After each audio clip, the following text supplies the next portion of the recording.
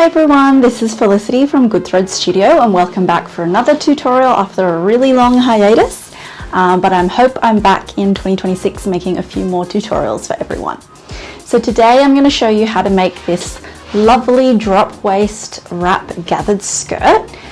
This is a hack of the Sunrise Skort by Jessie Lou's patterns, but you can use any skirt pattern you have or an existing skirt. I love this skirt so much, I've made 4 different versions of it and I'm going to show you all the different options, all the different hacks and designs that you can add to this skirt. So I hope you enjoy this tutorial. Let's get started. So before we actually get stuck into the tutorial, you'll have to decide what design options you want to use for this hack. I'm going to show you the 4 that I've made so far. This was my first ever one, which is a beautiful dead stock linen from the fabric store. It ties by having a long tie that goes through a buttonhole loop that goes across the back, and then it ties up along the other side, as well as a shorter tie on the side at the bottom. So you have 2 sides on the right side of your waist. I really love this version. It is a bit more thinking involved than the button versions. I also think it's a bit less sturdy than the button version, and this particular tutorial will focus on the button version. But if you would like to make this version with the side ties, I definitely recommend checking out my Instagram page, as I've made a post and written instructions in detail on how to make this version. But today we'll focus on the button version, as well as looking at options with a more heavyweight cotton, because I think that adds a bit more structure to the look as well. But the linen version is a really beautiful version for summer. So now this is the second version I made, and I would say this one is my favorite. It is using a cotton that's about 100 grams per square meter. So I think this is a really nice weight of cotton. Firstly, because you don't have to use an interfacing, it still feels structured enough where the waist panel can just be the main and the lining fabric together. I also find that with the linen version, I don't know about you, but when I use interfacing on linen, it tends to bubble, so I try to only use interfacing on cottons and other fabrics. But anyway, back to this cotton version. You can see I've got these 3 buttons, and that's how it fastens on both the inside and the outside. This is a really beautiful cotton that's actually embroidered with these cute bats. The bats have their wings folded in, which is really lovely, and I've used these buttons from the button store in Newtown. Next up, we have another beautiful linen version. This linen is from Super Cheap Fabrics, which is an online store and also a physical store in Melbourne. This version also has some beautiful buttons from the button shop in Sydney and Newtown. And you can see this linen is really beautiful. It becomes really soft over time, really great for summer. Similar to the first one, it doesn't have the exact same structure as the cotton due to the linen nature, but I love this one because the buttons do make it feel a bit more secure than the ties. So originally I actually made this skirt. It was a completely different skirt that I repurposed. It used to be the Sophie skirt by DIY Daisy. So it used to have this same drop waist look, but with an elastic waistband. It was a bit small for me, and I just kind of prefer not having elastic around my waist, so that's why I made it into this skirt hack. Now this is my 3rd one that I made for Christmas last year. I love the fabric because it does give that really Christmassy look, but it's still a check fabric that I would wear all year round. This is a cotton voile from the fabric store, so a very, very lightweight material. And the reason I chose this cotton is because I wanted to do a lot of volume and a lot of gathering. And you can see here that the waist panel is still sturdy because I used an iron-on interfacing here, which is also required for a lightweight fabric. I also chose to do the design feature of an exposed ruffle hem at the waist panel, which is really beautiful, and it has a button fastening again on the inside and the outside. This one's a bit simpler. I've just gone for 1 button instead of 3 buttons, which you've seen on the other version. So I really love this version. It is a bit longer in length because it was for a bit more of a special occasion look. And I love how the check looks with the gathering. This tutorial is actually going to show you the process of making this skirt with the exposed ruffle hem as well. So yeah. So first we're going to create the pattern. This is the original pattern I used, which is the Jessie Lou's Closet Sunrise Skort. It is a pair of shorts with a gathered overlay skirt attached to it. So I already had this pattern, and because of this really nice wrap style, I knew this is the pattern that I wanted to use to hack my drop waist gathered skirt. So you can use any other skirt pattern you have, or trace a skirt that you already own. So first we're going to prepare the pattern for the waist panel of the skirt. So you'll lay down your pre-existing pattern, and then using some dot and cross paper or tracing paper, you'll lay that paper on top to trace off the top section of this pattern. Now this is just one that I've already prepared earlier, so I'm showing you here that I've decided on the height that I want the waist panel to be. I did this by looking at a pre-existing skirt that I own, which was 11 centimeters for the waist panel, and then you just add 1 centimeter at the top and the bottom to account for seam allowance. So then trace off the front and the back panel, and you'll have these 2 pieces for the waist panel.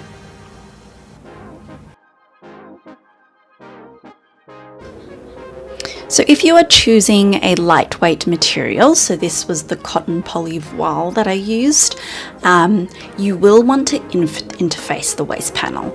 Now that's because the waist panel, you do just want it to have a bit of structure. It's holding the buttons in the button version or the ties in the waist tie version. So this material is just a bit too lightweight to use in itself, but if you are using a cotton that's maybe 100 GSM or more, or any other fabric of that kind of more mid to heavy weight, then I don't think you'd need to use an interfacing. But here in this version you can see we're using an iron-on fusible interfacing. Now the best practice is that you do cut out a large panel that's going to account for all the waist panel pieces, iron on the interfacing, and then cut out your panel pieces. Here I'm also showing you that with a check fabric I want to really line up that the center front is in a nice vertical line along with the vertical check. And that's just because I like it to look symmetrical and neat. So pin down the pattern and then go ahead and cut it out. You'll be cutting out 2 of the front waist panels and 1 of the back waist panels, so you have 3 pieces. So with these 3 waist panels, you're going to sew along the side seam, so make sure you attach a front panel piece to a back panel piece. So the back panel piece is in the middle and connected to 2 front panel pieces.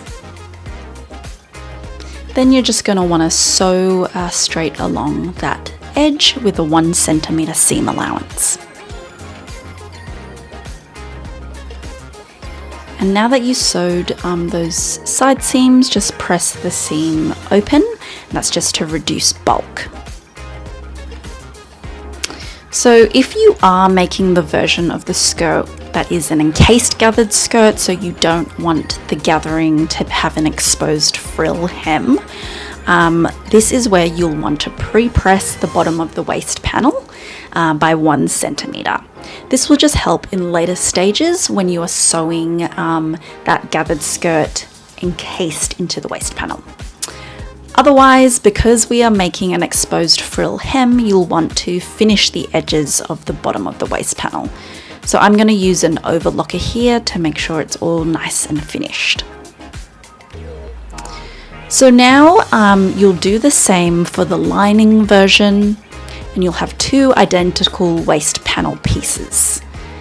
So now what you want to do is put them right sides together, pin along the sides and the top, so along all those edges, and make sure that when you get to the side seams, you can just try and line up the lining and the main panel so that the seams match.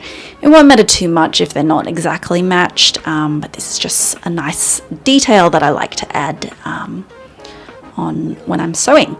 So then you'll go ahead and just sew 1 centimeter seam allowance along the entirety of the side and top edges. Cut a little corner out. This just helps when you're folding out, so you have a really nice clean pointed edge on all the corners. And then you'll just turn everything right side out. You can use your fingers to just press out the edges a little bit, and then of course go ahead with your iron and press those edges so that it's all nice and flat. Now, to stop the lining from rolling out onto the outside, I like to understitch along the top. This is so that it catches the seam allowance, so that 1 centimeter seam allowance will be caught on the lining side.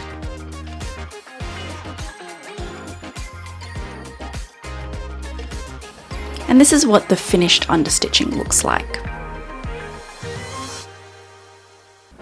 So now we're going to prepare the button fastening on the waist panel. You'll want to try on the waist panel and pin it at the point where you want the skirt to sit. So if you want it to sit high-waisted and low-waisted, or multiple different options, then you'll want to make sure that you try it on, put a pin in place of where you want the skirt to sit.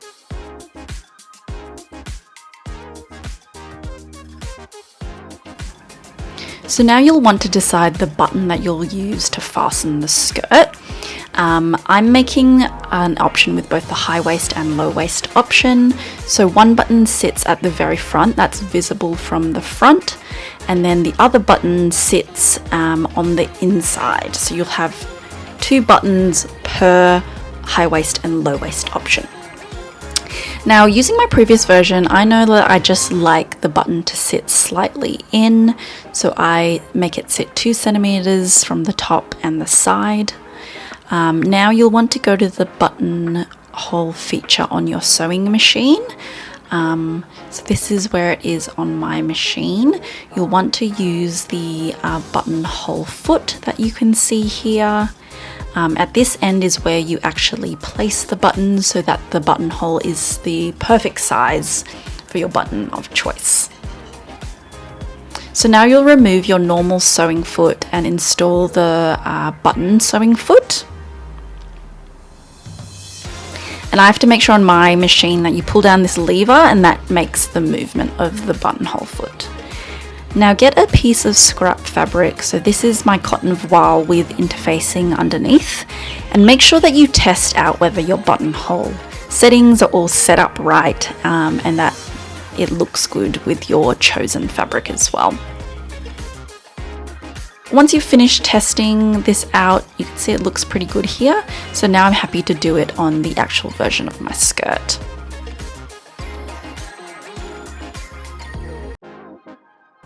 So now what we'll do is we'll cut the buttonhole open. So I just like to fold it in half and then go in first with my normal fabric scissors to make a small snip. And then with my smaller embroidery scissors, I will open the buttonhole, just making sure that you don't snip into any of the edges. You're just cutting out the fabric between the 2 lines of stitching. At this point, you probably want to use some fray glue to make sure that the buttonholes don't fray any further.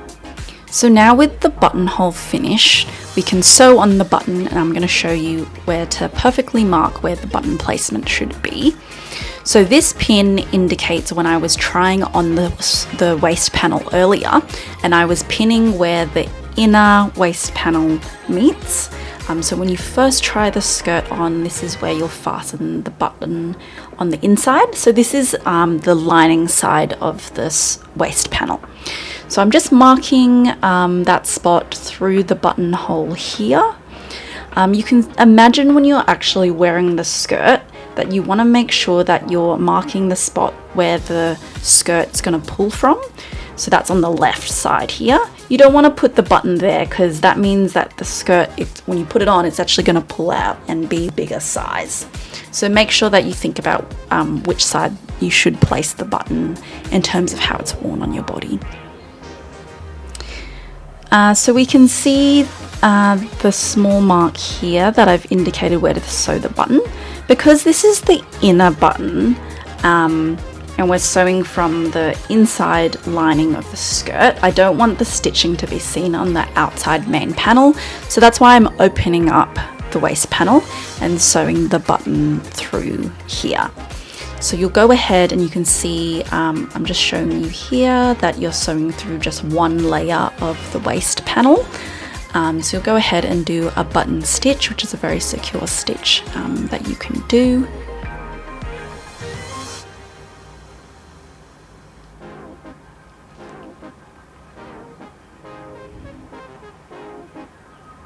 Done that first initial stitch, just put your button on and secure it a few times, looping through the button and through that one layer of the waist panel.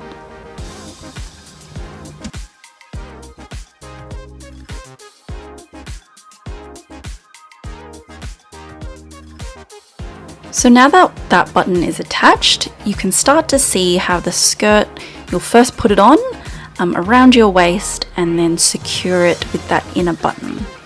Now we're looking at how the skirt, the main fabric, so the very outer front panel, sits along the front here. And then you can see here that that's going to attach to that inner front panel.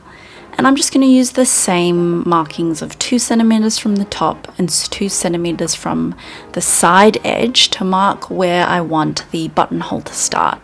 Go ahead, repeat the same process of using your buttonhole feature on your machine to create the buttonhole. Go ahead as you did before and snip open that buttonhole using the fray glue to make sure fraying stops. And then go ahead and mark through the buttonhole where that placement of the button should be on that front inner panel. Now, because this is the very front button and this is the inner front panel that you're sewing the button onto, you won't see the stitching on the from the outside. So I just sew through both of the main and the lining fabric through the 2 layers. Secure the button through, and this actually means the front button has a very secure fastening, and you can see that's how it will look.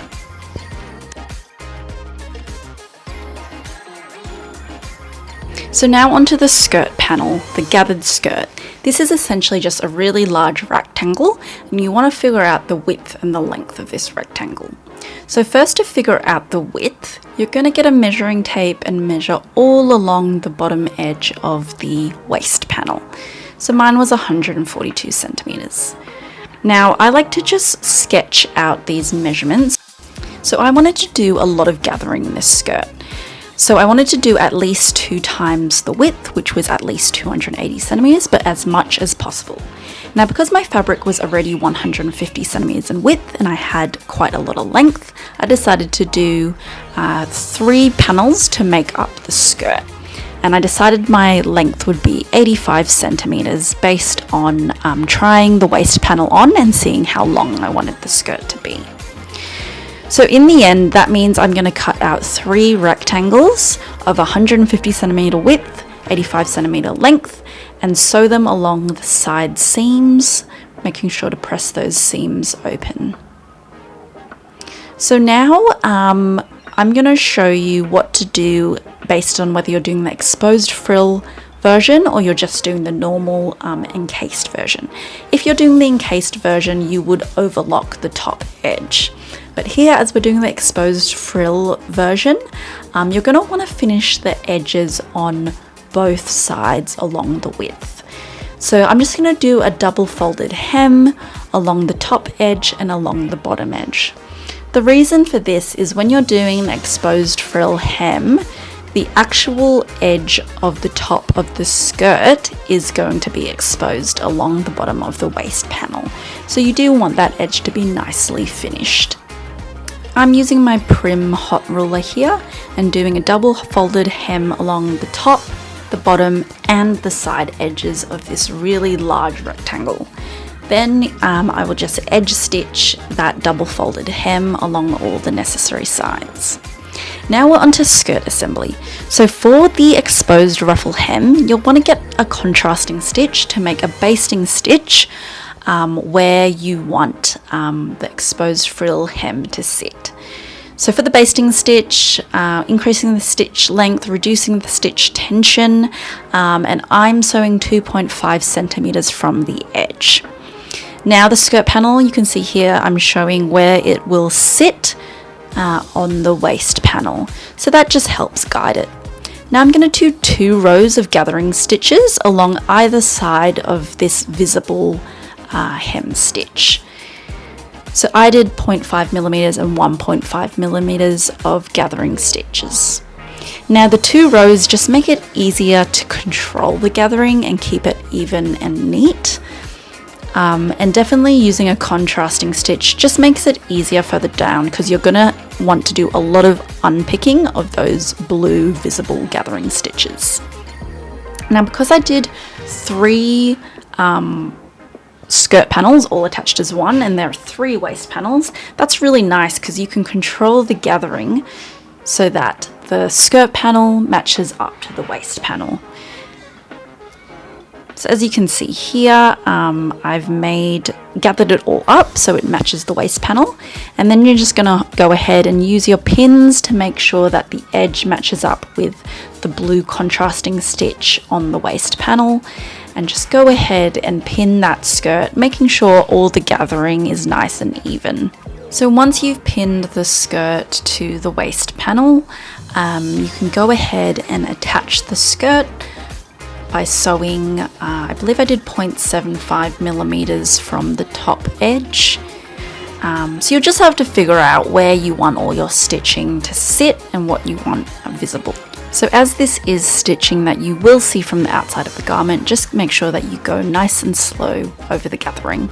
So now with the skirt panel attached to the waist panel, this is the part where you'll want to do a lot of the unpicking. So you can see I'm showing you here, you have 3 rows of basting stitching that you'll have to unpick. So the first one that indicated where we're attaching the skirt, and then the 2 rows of gathering stitches.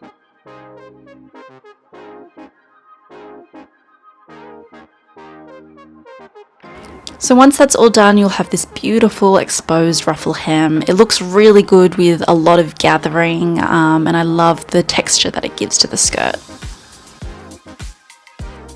And there you have it, you have a finished skirt. So there's so many different design options that you could do that I haven't showed you today. You could do tiered skirts where you'd have 1 to 3 tiers maybe, and each tier you would times the width by 1.5 or 2 or 3.